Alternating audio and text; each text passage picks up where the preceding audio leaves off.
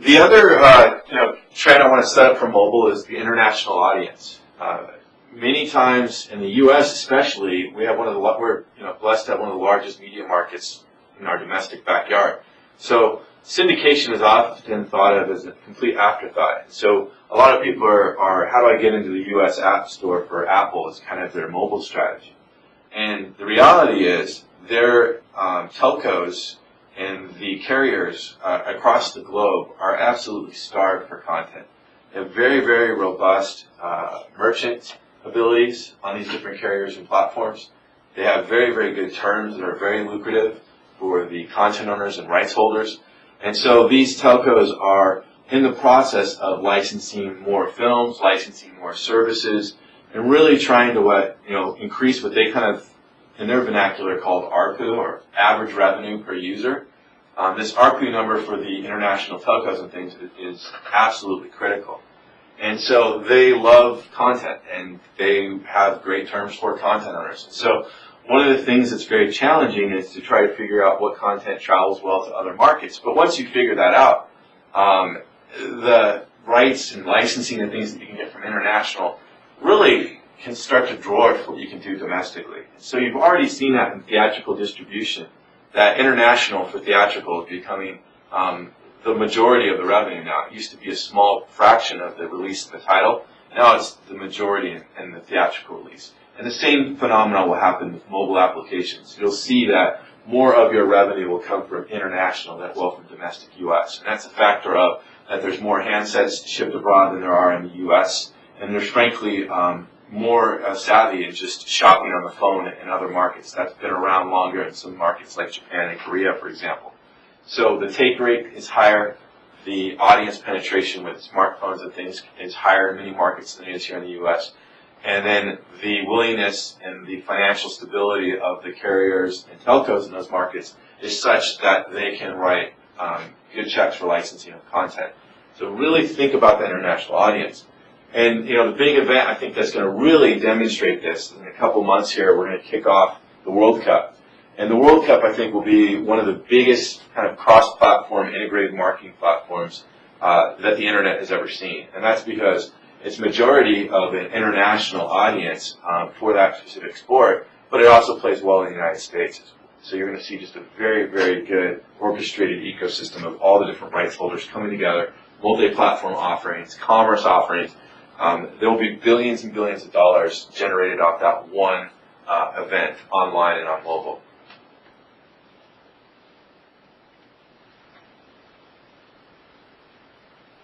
So let's just talk a little bit specifically about, what's changed. So one of the most challenging conversations you often have when you consult with a client is they'll tell you why all these ideas are not going to work because they tried them 3 years ago or they tried them 2 years ago. I think it's a fundamentally different time and place than it was even 6 to 9 months ago. The space is evolving so rapidly. You talk about the number of people that will have these devices, the types of devices, the cost points of these devices, and then just the convenience of having these devices ready to go. A few years back, you would have had to get a connected television. You would have to figure out how to get cables wired into that. You would have figured out how to get very specific software to run on some type of laptop. You would have to probably engineer some of your own custom cabling. You would have to drill holes in your wall, and that's usually where at least my wife stops me and calls a timeout. So now it comes in a box. So whether you want to talk about how elegant Apple does in packaging their products that connect to the internet, or you want to talk about you can point and click from Google's site and buy an Android phone, or you want to talk about Best Buy, how they're starting to ship, almost to half their televisions are now going to be internet enabled with services. And so these service decks offer virtual distribution very rapidly. It's just a market that really didn't exist a few years ago. And it's still small today. It's a few million devices really on the connected home front, but on the mobile front, we're starting to hit very much critical mass. So there's various estimates, but over 40 million phones that are very much capable of consuming really high quality digital goods and services.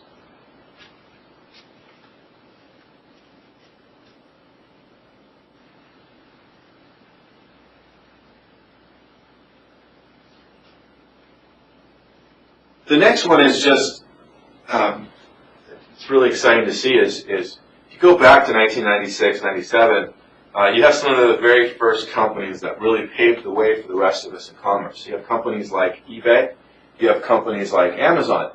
They really kind of educated the consumer that, oh my gosh, it's safe to buy stuff online. You can click and point. There's policies around shipping and all these things that these kind of titans of the internet paved the way for commerce. And I see Apple playing a similar role for a lot of us with getting consumers really geared up that, hey, the phone is just a starting point. I need to deck my phone out with applications and convenience and really make this phone a very personalized experience. And so while they were the vanguard of that, you see that capability is now across handsets all over the place. So right now, what's really interesting is there's not only an unprecedented demand for the device itself, but the market for services continues to exponentially grow month over month. And so it's fun to track these estimates and see how accurate they're going to be, if they're going to forecast up or forecast down. But I think this company does a very good job of being very much in the middle. And I think that's a tremendous marketplace, over $6 billion marketplace to be part of. And so if you're a service provider, it's just absolutely imperative to get your share of that market. And the good news, like I was saying before, is a few years back, people might not have known that they could do this. Today, all the marketing, all of the awareness out there in the consumers, yes, you can do this. And so they're starting to shop en masse for subscription services, pay-per-view services, different types of convenience and utility services, casual gaming, and even full-on gaming on some devices.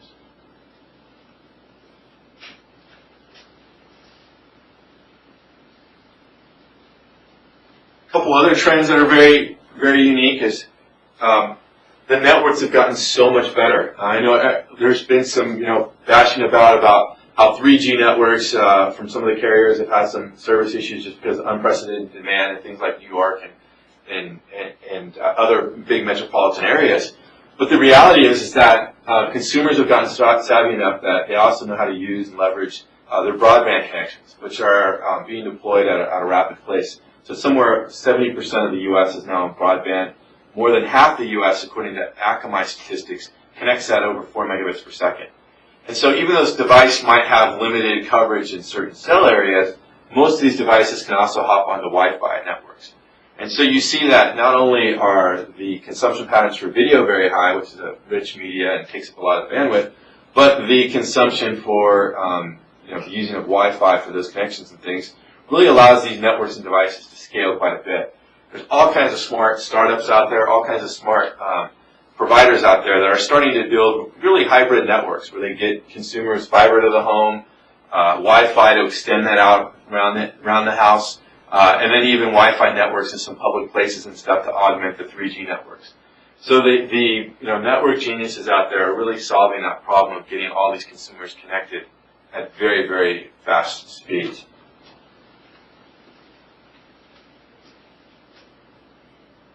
And so we already talked quickly about the iPhone and how people are watching more video.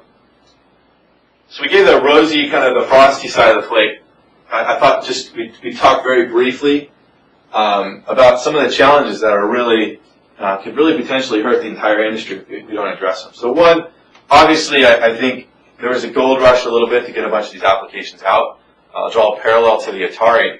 Atari really started having a lot more quality control in their cartridges because consumers were returning them to retailers because they said this wasn't very good.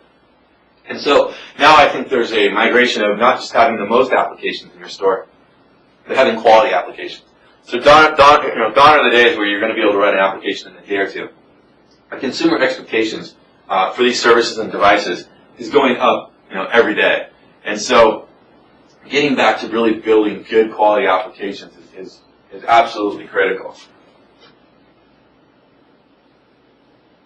The business models, when I presented some of this material back even at the beginning of the year, it was still unclear if how some of these applications were going to do.